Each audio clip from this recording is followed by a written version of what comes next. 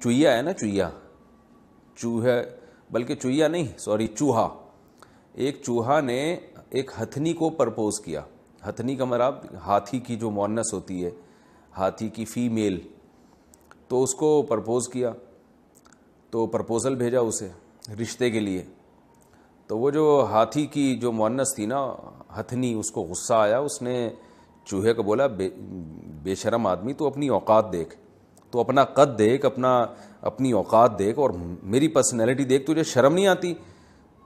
2 number آدمی تو کیسی، یعنی میری بھی بے عزتی کر رہا ہے تو؟ اپنی اوقات تو دیکھ، اپنا قد تو دیکھ، اپنی حرکتیں تو دیکھ. تو چوہا کہتا ہے ان سب چیزوں کو چھوڑ، میرے کانفیڈنس کو دیکھ تو. تو اب یہ ایک واقعہ ہے کہ بھئی کانفیڈنس بھی تو کوئی چیز ہوتی ہے. اب ظاہر ہے یہ ہے تو جھوٹا، ظاہر ہے چوہا کہاں ہتھنی کو پیغام بھیجے گا نکاح کا، اور کہاں یہ سب فرضی چیز ہے. لیکن اس میں کوئی دھوکہ نہیں ہے، سب کو پتہ ہے کہ ایک فرضی واقعہ چل رہا ہے. اور فرضی واقعات بعض دفعہ کوئی سبق اس میں چھپا ہوتا ہے، بعض دفعہ لوگوں کی ذہنی تفریح مقصود ہوتی ہے. تو یہاں بھی لوگوں کی ذہنی تفریح مقصود ہے کہ بھائی تھوڑا سا لوگ خوش ہو جائیں گے، اور تھوڑا سا ایک سبق بھی مل جائے گا کہ یار کانفیڈنس کی بھی کوئی بڑی ویلیو ہوتی ہے. ٹھیک ہے نا، صرف انسان کی پرسنالٹی سب کچھ نہیں ہوتی. بہرحال چوہے کا کانفیڈنس تو آپ نے بھی یہ واقعہ سن کے پتہ چل گیا ہوگا نا، کانفیڈنس کتنا ہاتھی کو جو ہے نا پیغام نکاح بھیج رہا ہے وہ. تو اور اس سے بھی سبق مل جاتا ہے کہ جو بھی نکاح کا پیغام بھیجے تو یہ تھوڑی کہ مان لینا ہے. ٹھیک ہے نا، ورنہ ہتھنی بھی مان لیتی کہ چلو بھائی کانفیڈنس دیکھ کے میں آپ پر ایمان لے آتی ہوں.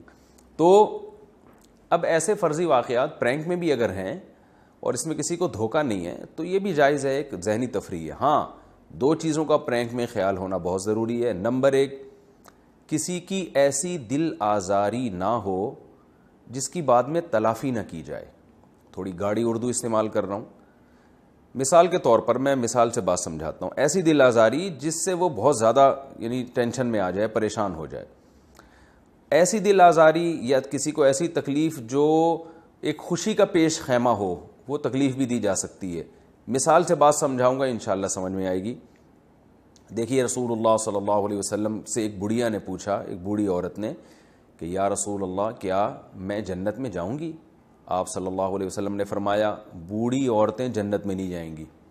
وہ بیچاری خاتون ٹینشن میں آ گئیں، رونے لگیں. تو آپ صلی اللہ علیہ وسلم نے فرمایا کہ جائیں گی، جوان ہو کے جائیں گی، بڑھاپے میں تھوڑی جاؤ گی.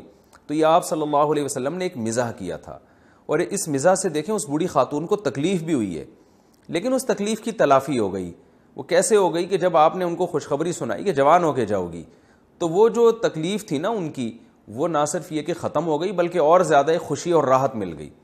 تو پرینک میں بھی اگر کسی کو تکلیف پہنچائی جا رہی ہے لیکن اس کی پھر پرینک بنانے والا تلافی کر رہا ہے، وہ اس کو ایسے طریقے سے کہ خوش کر دیتا ہے اس کو بعد میں، تو پھر یہ اس کا آپس کا معاملہ ہے، ان دونوں کا آپس کا معاملہ ہے جو پرینک بنا رہے ہیں یا جو جس کے ساتھ بنا رہے ہیں. ہاں کسی کو ایسی تکلیف پہنچانا کہ وہ اپنی بے عزتی محسوس کرنا شروع کر دے. بعض پرینک ایسے ہم نے دیکھے ہیں